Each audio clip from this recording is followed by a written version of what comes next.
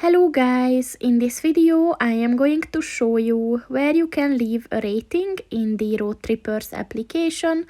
But first I just want to mention, don't forget to subscribe to my channel, because at 10,000 subscribers I am going to show you my whole YouTube revenue statistics and growth strategy, as well as how to make money online.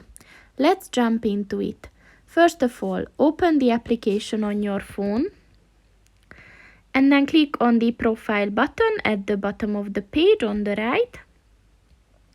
And then click on the settings button at the top of the page on the right.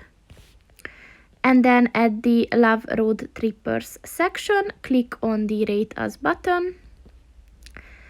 And as you can see, first you can give them stars. So just the number of stars that you want to. And then you have to give a title, if it's a compliment or complaint or just general satisfaction.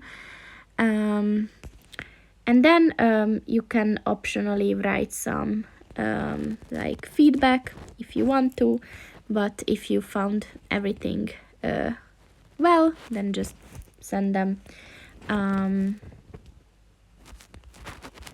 thing worked well. And you can just send them and also you have to give like a name, and once you done that, just click on the confirm button.